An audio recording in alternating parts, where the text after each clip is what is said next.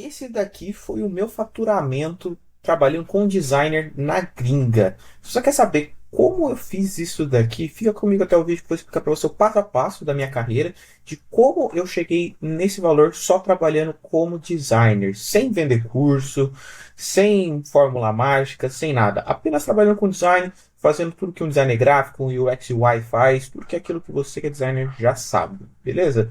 Vamos lá, galera. Esse daqui é a tela do meu de emissão de notas aqui da prefeitura, né? Esse aqui eu estou puxando para vocês desde quando eu abri a minha empresa, quando eu comecei a trabalhar na gringa. Então, desde 2022 eu tenho empresa aberta e eu começo a vender os meus produtos para a gringa, né? Meus serviços, na verdade.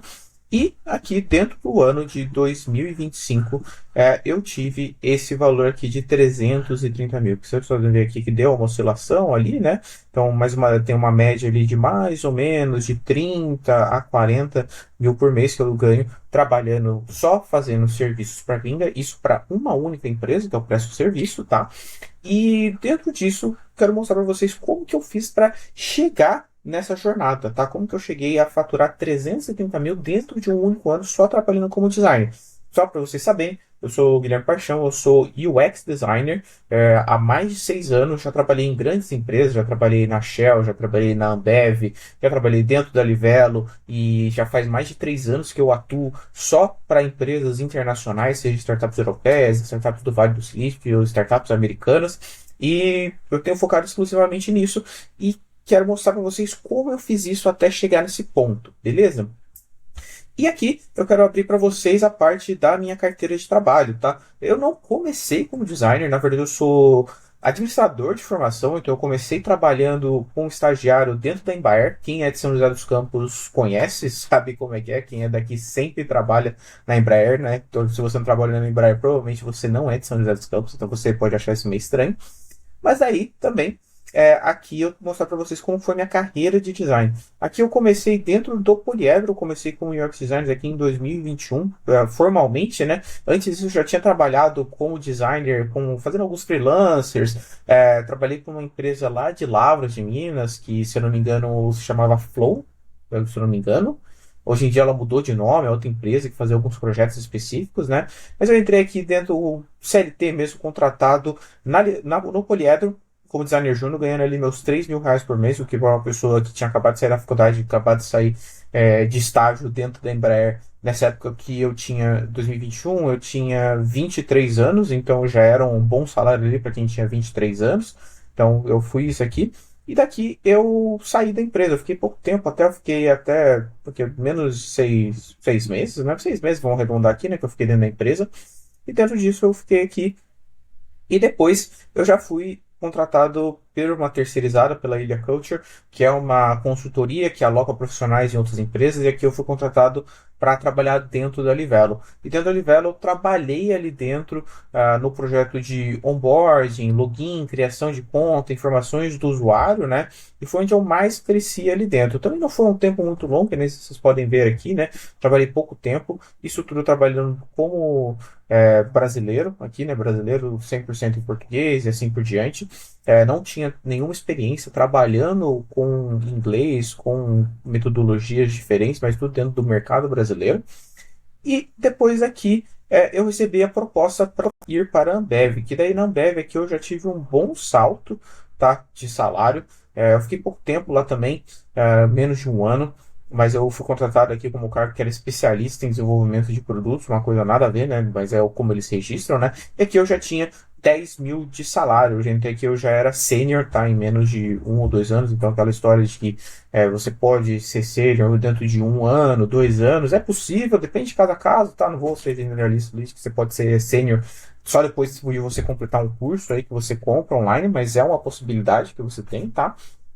E dentro daqui eu era responsável pelo sistema de fidelidade deles. Então eu já fui muito mais trabalhando e focando em UX design na questão de pontos de fidelidade, programas de loyalty e assim por diante. Então eu fui aqui mais focando. Era um excelente salário aqui, eu era CLT ainda, tá? E dentro disso Ainda tinha diversos benefícios lá dentro, cara. Tinha 13º e 14º. Para trabalhar no Dev você podia comprar cerveja à vontade também, bebidas à vontade a preço de custo. Então era uma coisa bem bacana, tá? Mas, apesar de tudo isso, eu sempre me senti um pouco incomodado com como o mercado brasileiro era em quesito de design. Então, o que eu comecei a fazer? Ali, como eu já tinha uma experiência com freelancers, eu comecei a buscar outras oportunidades internacionais, tá? Aí eu vou abrir até aqui para vocês o meu LinkedIn, porque aí começa os projetos que não estão em carteira de trabalho. Então, se eu abrir aqui o LinkedIn, acho que vai ficar um pouquinho mais fácil para vocês. Então, deixa eu abrir aqui. Até para quem quiser conteúdos a mais aprofundados, pode me seguir no LinkedIn. Eu falo de carreira na gringa para designers, tá? Então eu estou postando ali todo dia para vocês, aqui vários posts que eu tenho feito todo dia. Mas aí a gente já começa a ser um pouquinho além aqui, tá? Então abrindo aqui minhas experiências de trabalho. Tem alguns aqui que eu até não coloquei. A primeira aqui foi na Cisnet, que eu comecei a fazer alguns freelancers para empresas gringas. Aqui era uma empresa que estava localizada nos Estados Unidos, mas era uma empresa 100% de brasileiros. Então não conta muito, tá? Não tive que exercer o inglês. A Livelo, onde eu tive toda a minha experiência, onde eu ganhei bastante experiência como designer. A Pisa, que foi onde eu comecei a ter que trabalhar em inglês, porque metade da gerência ela já era americana, canadense ou de outros países, então você tinha que ter essa comunicação em inglês no dia a dia. Tinha diversos brasileiros no time, o que facilitava, você podia conversar com eles em português, mas quando precisava apresentar alguma coisa para a gerência, assim por diante, você não funcionava muito bem com isso. Fiz alguns freelancers para a V4 Company, aquela franquia de marketing também, de desenvolver algumas telas, alguns fluxos para eles, né, pensando na parte de dashboard, então isso ajudou bastante a consolidar os meus cases. E aí, depois da BIS, eu fui para a Mentalic, que é uma startup europeia de inteligência artificial focada em terapeutas e psicólogos, onde ele fazia toda a transcrição e tudo mais, e aqui era um cenário 100% em inglês, tá?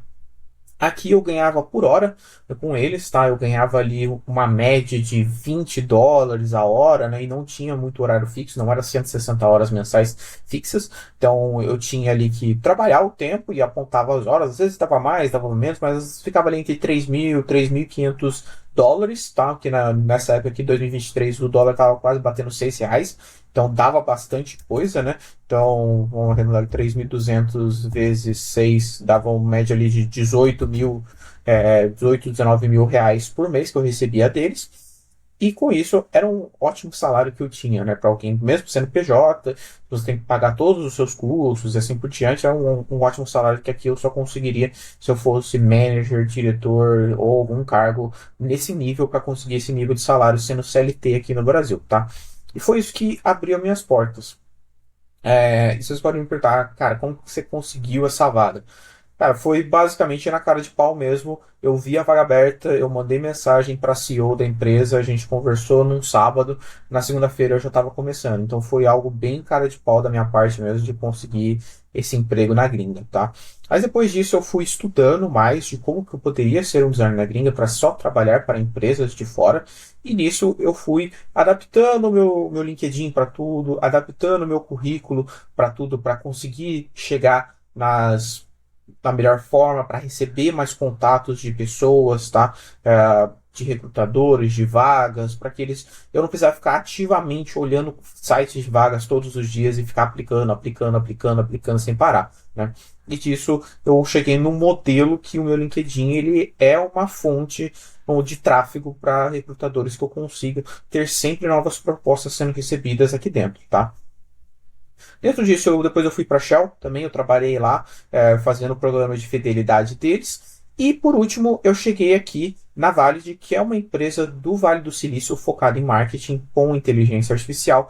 E lá eu sou responsável, sou o único designer, sou o lead designer deles, responsável por toda a questão de produtos deles. Eles são uma agência de marketing, então tem diversas pessoas que cuidam de tráfego direto, né? Lá eles chamam de media buyer, account managers e tem outros nomes específicos. Mas lá eu sou responsável por toda a parte de design do produto de inteligência artificial deles, de todo o dashboard que os marqueteiros, né, os gestores de tráfego usam para fazer.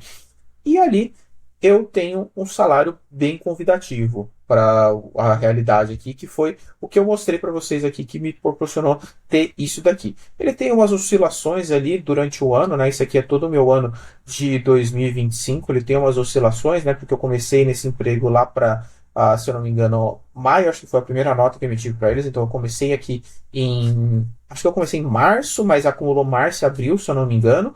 E aí eles ficou para maio a emissão da nota, né? E aí que teve umas outras notas que tem essas quedas, porque às vezes você emite uma nota do mês passado, porque recebeu no primeiro dia do mês seguinte, aí a nota fica para o mês seguinte, né? Por isso que tem essas altas e baixas, né? Que é o caso aqui também no final do ano que deu 51. Mas ali, tirando uma média, foi a média que eu falei para vocês, que dá mais ou menos ali uns 30 mil reais por mês só trabalhando para essa empresa gringa nos Estados Unidos. Beleza? Então, cara, ter uma carreira na gringa, ela te possibilita ter muito mais possibilidades, porque o nível de empresa que você pode atingir, a quantidade de empresa que vocês podem atingir também, ela é muito importante, é muito relevante e isso ajuda muito na sua carreira. Enquanto aqui no Brasil você está limitado, muitas vezes você como designer, você pode ser UX designer, você pode ser design de produto, você pode ser gráfico designer, visual designer, designer de ambientes, eu não sei, qualquer outro tipo de design, você fica limitado muitas vezes a agências, a pequenas empresas. Os grandes sortudos acabam trabalhando em grandes empresas de tecnologia que realmente são boas empresas de trabalhar. Isso até é uma boa ideia de vídeo, que eu quero saber se vocês gostariam de ter, que é uma tier list de piores e melhores lugares para se trabalhar sendo um designer, mas a gente pode ranquear isso. E isso te traz mais segurança também, porque você está ganhando de uma moeda forte que te dá muita relevância, tá? Então, eu acho que essa é a grande questão de vocês entenderem como que eu fiz esse valor, né, durante toda a minha carreira ali de 600 e tantos mil ou de 315 mil, é de que vocês precisam ter essa mentalidade de que carreira de design, carreira na gringa, não é limitada só para desenvolvedores, porque a gente escuta muito que isso é falado, que é para desenvolvedor, o desenvolvedor consegue uma carreira na gringa e tudo mais, mas para designers isso também é possível. Eu venho fazendo isso há pelo menos 3 anos, estou indo aí para o meu quarto ano e sempre crescendo de carreira lá dentro, dentro da empresa mesmo ou no mercado internacional, né?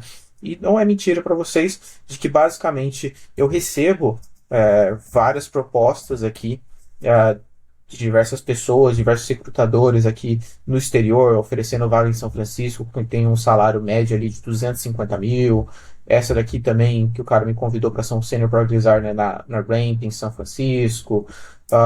Outra aqui que eu recebi, nesse daqui, ó, em São Francisco também, de 130 mil, 250 mil. Então, são jeitos que eu descobri de que o meu perfil como designer é relevante lá fora. Eles querem contratar pessoas, designers que, lógico, que por um custo mais baixo, mas para você que é brasileiro, assim como eu, é um valor extremamente interessante e é possível ser um designer na gringa, trabalhar para empresas internacionais, ganhar em dólar, ganhar em euro. Isso não é exclusividade para desenvolvedores. Beleza? Então, essa daqui é para esse vídeo é mais pra explicar a minha jornada para vocês saberem o que eu fiz, como eu cheguei até esse valor faturado em designer. Lógico que tem toda a questão de impostos, de custos que você tem que ter, tá? Nem tudo isso não é lucro, mas assim, uma altíssima margem disso, 80, 90% disso é lucro meu mesmo, porque eu estou vendendo meus serviços, então o que eu tenho de custos não é muito custo, realmente, é mais a maior parte desse custo são impostos, né, daquele valor ali de 330 mil. Cara, sei lá, vamos arredondar aqui 25% daquilo seja imposto que eu paguei para o governo, que é um absurdo também, mas é o que acontece. Mas que para incentivar vocês e para inspirar vocês designers de que é possível construir uma carreira de design com pouco tempo, com esforço, com as coisas certas para vocês construírem. Beleza? Galera, é isso. Queria convidar vocês também para me seguirem aqui no LinkedIn.